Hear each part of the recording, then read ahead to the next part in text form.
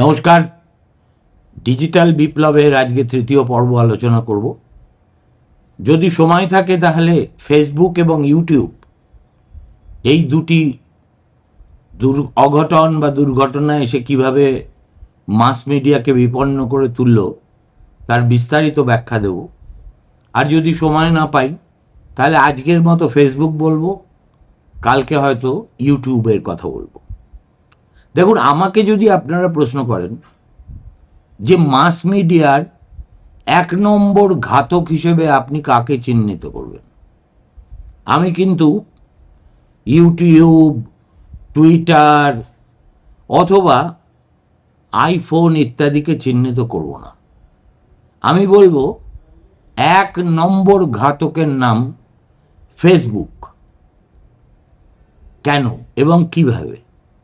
দেখুন, 2007 থেকে 2020 mark Zuckerberg এমন একটা জিনিস আবিষ্কার করে বাজারে ছেড়ে দিলেন, সেটা যে শুধু ওল্ড অর্ডারের কোল্যাপসে পার্টিসিপেট করলো তাই নয়, অ্যাকচুয়ালি সেটাকে তারা অর্কেস্ট্রেট করলো একদম সার্জিক্যাল, বলা যেতে পারে সোশিওপ্যাথিক প্রিসিশন নিয়ে। কেননা ওই ছোটোখাটো জিনিস তো ফেসবুক নয়। কি করলেন তিনি? প্রথমে তিনি মিডিয়ার যেটা অক্সিজেন সেটাকে কেড়ে নিলেন, অর্থাৎ বিজ্ঞাপন বাবদ পাওয়া টাকা। আর দ্বিতীয় যে জিনিসটা কেড়ে নিলেন সেটা হলো বিশ্বাস। এবং তার এই ধরনের বর্গীয় আক্রমণের মুখে মাস মিডিয়াগুলো খাবি খেতে শুরু করে দিল। সেই খাবি খাওয়া আজও চলছে, আরও কতদিন চলবে কেউ বলতে পারে না। এখন কিভাবে ফেসবুক তার বন্দুক থেকে এই প্রাণঘাতী বুলেটটা ছুড়ল, তার কালানুক্রমিক আলোচনা আমি করতে চাই। প্রথমে আমি বলবো 2007 থেকে 2014। 2006 সালে টেলিভিশন, আমি আমেরিকার কথা বলছি, আমেরিকার টেলিভিশনগুলি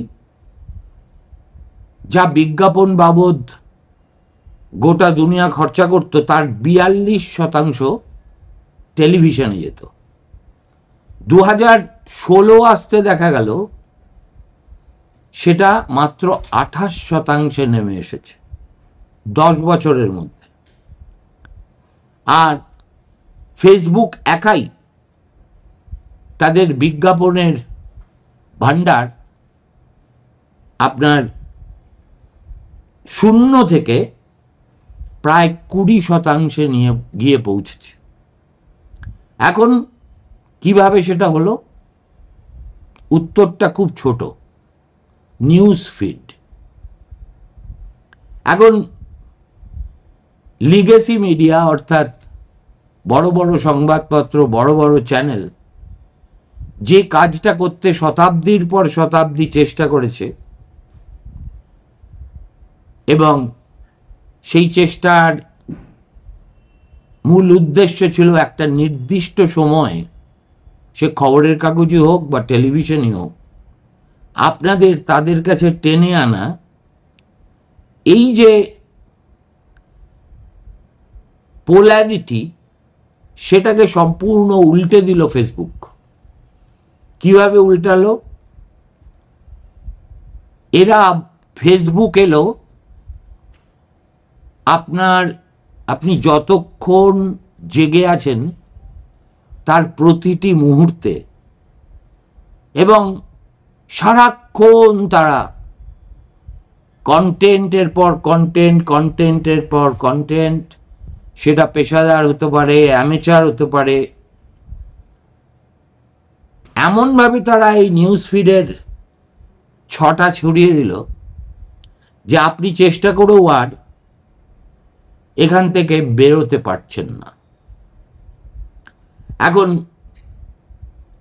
ফেসবুকের অন্দরে এ নিয়ে যে মিটিং হতো তাতে এই বিশেষ মেট্রিকটাকে বলা হতো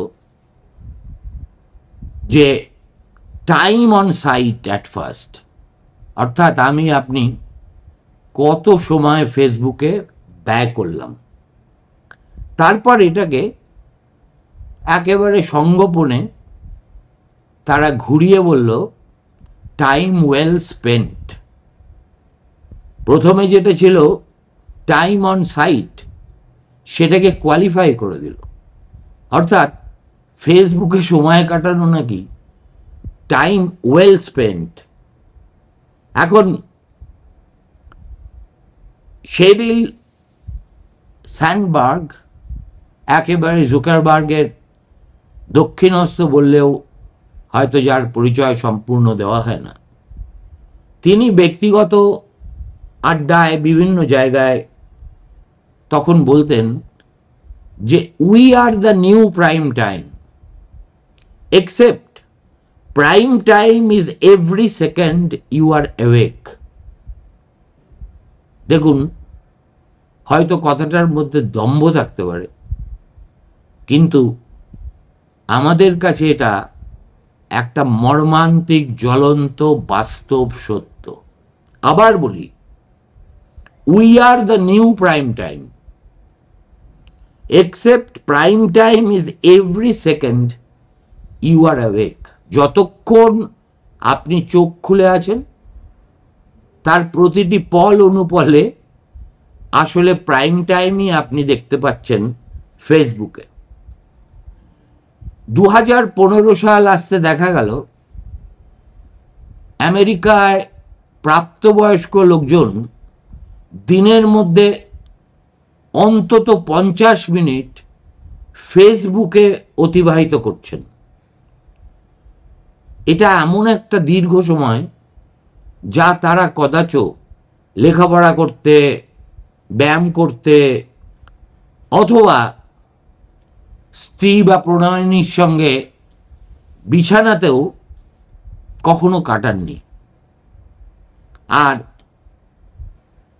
এই ধরনের ক্যাপটিভিটি ম্যাগনেটের মতো মানুষকে আকৃষ্ট করা যে স্কেলে ফেসবুক করতে সক্ষম হয়েছে তা কোনোদিন কোনো খবরের কাগজ, রেডিও অথবা টেলিভিশন কখনো পারেনি, কাছাকাছিও আসতে পারেনি। এবার যেটা ঘটলো, দ্বিতীয় ফিচার, সেটাকে বলে শ্রেণীবদ্ধ বিজ্ঞাপনের একেবারে কাতলে আম, যাকে ইংরেজিতে বলে ক্লাসিফাইড। আমি গতকালই সম্ভবত আপনাদের বলেছিলাম যে খবরের কাগজের রেভিনিউর 40% একটা সময় আসতো এই শ্রেণীবদ্ধ বিজ্ঞাপন থেকে। ফেসবুকের সে এটাকে একেবারে প্রায় সমূলে বিনষ্ট করে দিল এবং সম্পূর্ণভাবে বিনষ্ট করল। ক্রেগলিস্ট যা পারেনি, ফেসবুক সেটাই করে দেখালো। 2009 সাল নাগাদ ফেসবুক মার্কেট প্লেস বলে যে বস্তুটি আছে সেটা তখনও ঠাট্টা মশকরার বিষয় ছিল। 2017 সালে দেখা গেল সেটা এমনই একটা জায়গা যেখানে হয়তো আপনার পরিবারের কেউ পুরনো সোফা বিক্রি করছেন, আপনার প্রতিবেশী তার বাড়িতে থাকা উদ্বৃত্ত জামা কাপড় কম দামে বেচার চেষ্টা করছেন। এর ফলে হলো কি, ছোট ছোট শহরে গোটা অর্থনীতি মাইগ্রেট করে গেল ফর সেল লিস্টিং এর দিকে। যদি আমি ফেসবুক মার্কেট প্লেসকে ব্যবহার করে আমি বাড়িতে বসে আমার উদ্বৃত্ত জিনিস বেচতে পারি, কিংবা ঠেকায় পড়লে জরুরি জিনিসও, তাহলে আমি আর কেন খবরের কাগজে মিছিমিছি শ্রেণীবদ্ধ বিজ্ঞাপন দিতে যাব? এখন ফেসবুকের দৃষ্টিভঙ্গি থেকে দেখতে গেলে এটার একটা সবচেয়ে বড় মজার দিক হলো, এটা করার জন্য ফেসবুককে কিন্তু নিজের ভিতরে তেমন একটা বড়সড় রদবদল ঘটাতে হয়নি। তারা এমন একটা যান্ত্রিক ছলাকলা করেছে যাতে আপনি ওই অ্যাপের ভিতরে আরো একটু বেশি সময় থাকেন। আর আপনি বেশি সময় থাকার অর্থটা কি? যাতে তারা আরেকটু বেশি করে টার্গেটেড বিজ্ঞাপন দেখাতে পারে, আর প্রতিটা বিজ্ঞাপন মানে আরো কিছু উদ্বৃত্ত ডলার কামানো। খুড়োর কল কাকে বলে ফেসবুক হাতে নাতে তা আমাদের দেখিয়ে দিয়েছে। দেখুন,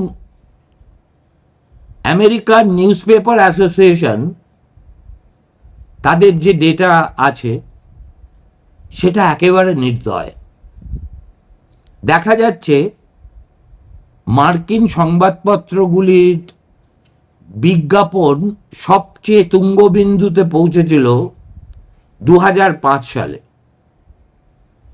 প্রায় $49.4 বিলিয়ন। আর সেখান থেকে 2020-তে সেই অঙ্কটা নেমে আসে 9.6 বিলিয়নে। মানে প্রায় $40 বিলিয়ন নিউজ পেপারের কোল থেকে চলে গেল অন্যত্র। মুন্ডু গেলে যেমন আমি খেতে পারবো না, তেমনি ক্লাসিফায়ারও আমার কাছ থেকে কেড়ে নেওয়া হচ্ছে, মূল বিজ্ঞাপনও কেড়ে নেওয়া হচ্ছে। আমি বাঁচবো কি করে? এটাই তো essentially the crisis of existence. এখন এই যে প্রায় $20 বিলিয়ন খবরের কাগজের কোষাগার থেকে ধসে গেল, তার 50% একাই পকেটস্থ করেছিল ফেসবুক। এখন 2013-তে ফেসবুক আরো একটা ফিচার নিয়ে এলো যাকে বলে ইনস্ট্যান্ট আর্টিকেলস, এবং এত ধানাই পানাই করে সানাই বাজিয়ে তারা এই বিষয়টা ইন্ট্রোডিউস করলো যে তার মধ্যেও একটা অভিনব মার্কেটিং স্কিল আছে। ফেসবুক বলল যে আমরা যারা লেখাপড়া করি, লিখতে দেখতে চাই, তারা ইচ্ছে করলে ফেসবুকে লিখতে পারি। তাতে আমাদের দুটো সুবিধা হবে। 1 নম্বর সুবিধে, অনেক তাড়াতাড়ি লেখাটা আপলোডেড হয়ে যাবে। আর 2 নম্বর, ফেসবুক আমার লেখা বাবদ যে টাকা আয় করবে তার একটা অংশ সে আমার সঙ্গে শেয়ারও করবে। এর সাবটেক্সটটা ছিল খুব ভয়ঙ্কর। অর্থাৎ, you give me your text content, let us host it, and maybe we will send you some traffic. আপনারা আপনার যা কন্টেন্ট আছে আমাদের দিন, আমরা সেটা সাজিয়ে গুছিয়ে আমাদের মঞ্চে উপস্থাপনা করব, এবং হয়তো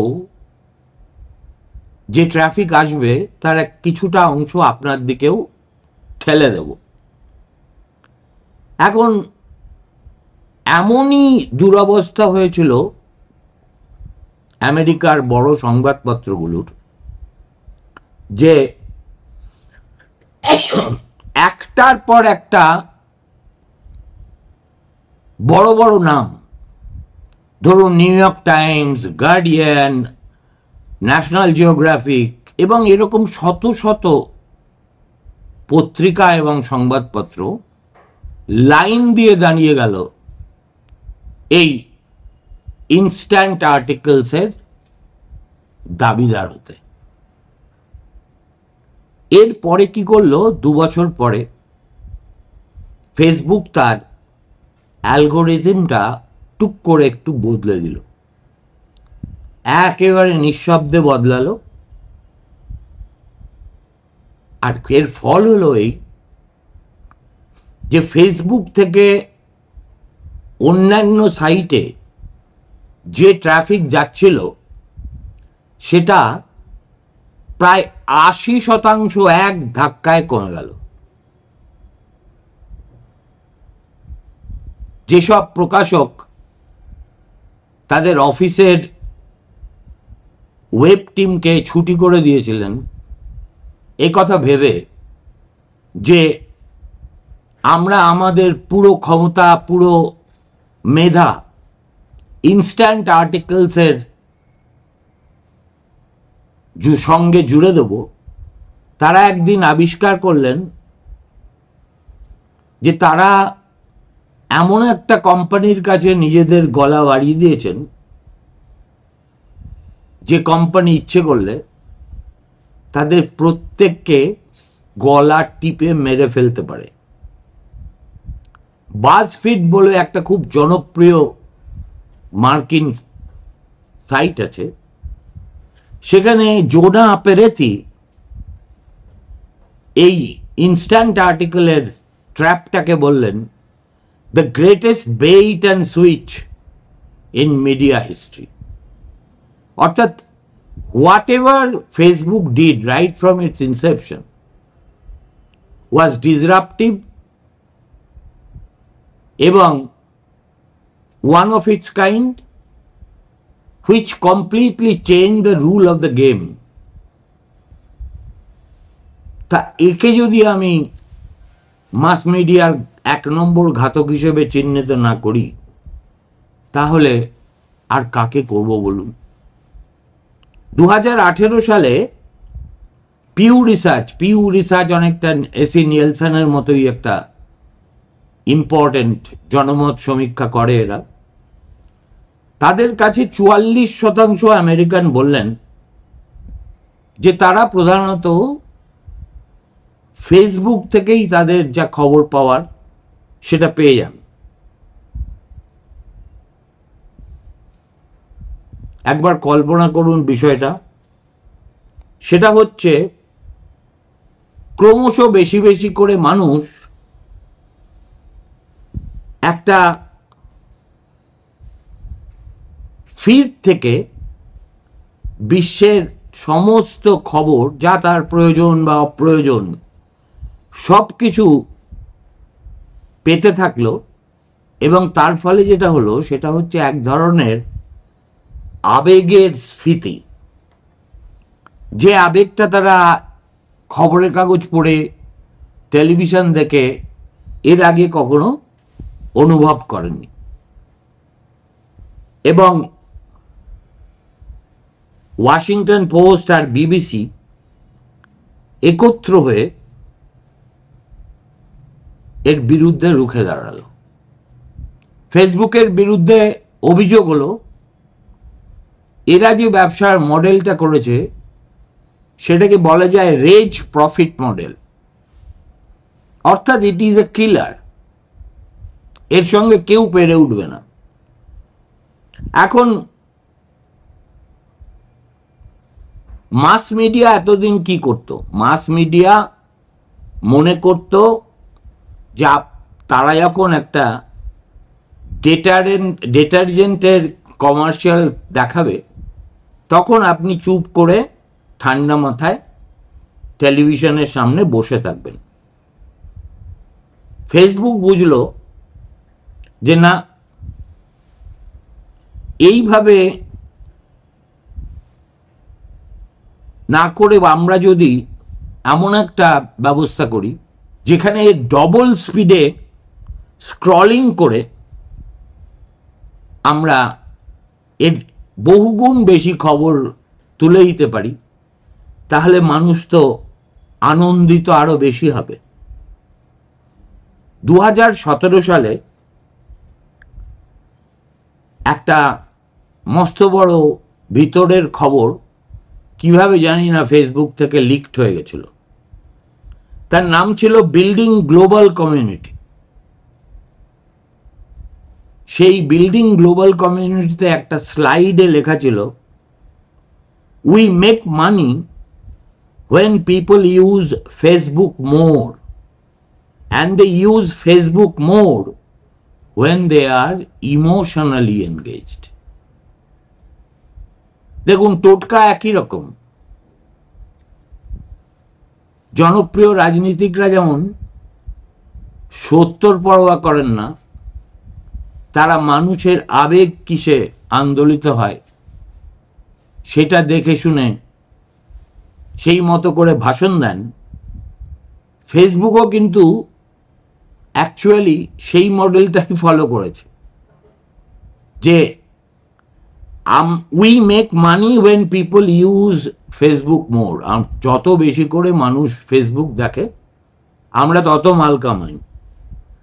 আর মানুষ কখন বেশি করে ফেসবুক দেখে? যখন তারা আবেগে দ্বারা তাড়িত হয়। আর আরেকটা স্লাইড লিখেছিল যে আমরা যেটা করছি সেখানে দেখা যাচ্ছে টিনেজাররা, যাদের বয়স সত্যিই খুব কম, তারা ইনসিকিওর এবং ওয়ার্থলেস ফিল করছেন। তারাও ফেসবুকে তাদের এনগেজমেন্ট 18% এক ধাক্কায় বেড়ে গেছে।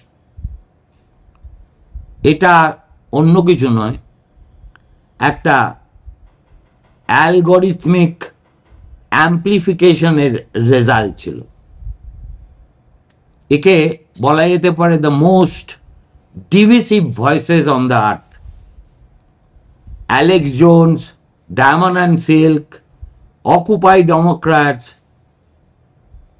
তাদের আর কোনোদিন তাদের প্রচার পত্র ছাপানোর জন্য কোনো প্রেসে যাওয়ার দরকারই হলো না, কোনো ব্রডকাস্ট লাইসেন্সের দরকার পড়ল না নিজেদের কথা মানুষের কাছে পৌঁছে দেওয়ার জন্য। তাদের দরকার ছিল জাস্ট একটা ফেসবুক পেজ এবং এমন প্রতি 90 সেকেন্ড অন্তর আপনাদের এমন কিছু দেওয়া যাতে আপনারা একেবারে ক্ষোভে ফেটে পড়েন বা আনন্দে উদ্বেলিত হয়ে যান। আর ফাইনাল যে হিউমিলিয়েশনটা ফেসবুক আমাদের করলো, সেটাকে ইংরেজিতে বলা যায় পিভট টু ভিডিও।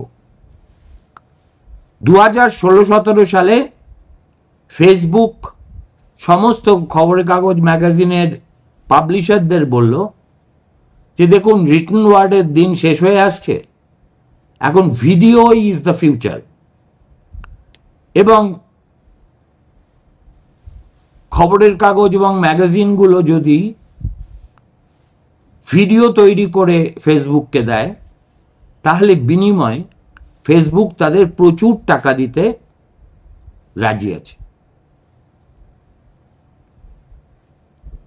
তারা এমনভাবে মেট্রিক্সটাকে ম্যানিপুলেট করলো এবং সেটাই দেখালো খবরের কাগজওয়ালাদের, যেটা দেখে মনে হলো যে ভিডিও ভিউ কাউন্টস এক্সপোনেনশিয়ালি বাড়ছে।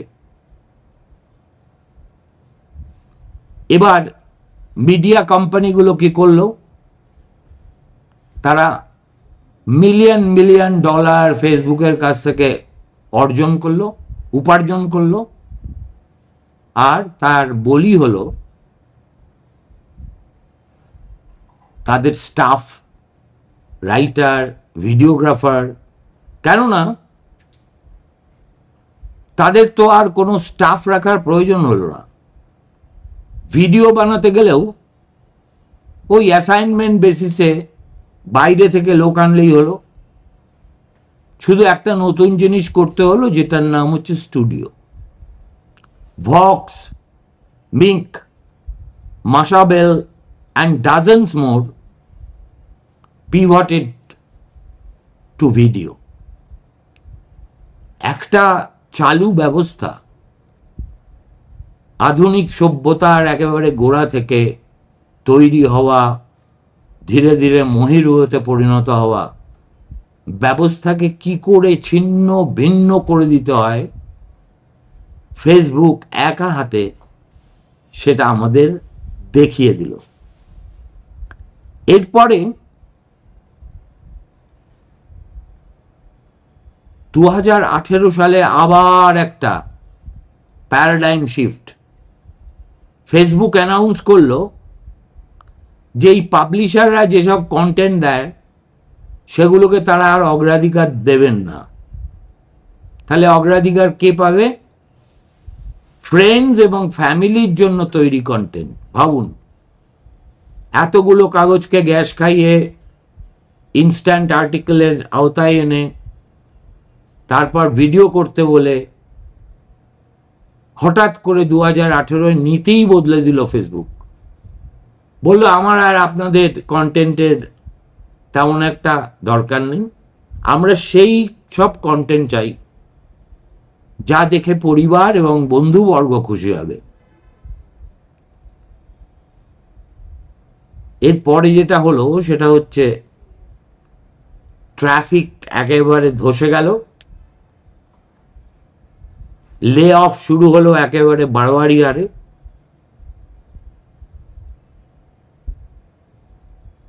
একটা কোম্পানির মালিক, যিনি 80% স্টাফকে বিদায় করে দিয়েছিলেন ওই ভিডিওর পিভটের দিকে যাওয়ার জন্য, তিনি খুব দুঃখ করে এবং ক্ষোভের সঙ্গে বলেছিলেন যে we didn't gate disrupted, we got marked. এটা আমাদের সঙ্গে একেবারেই গান পয়েন্টে চুরি করে নেওয়ার মতো।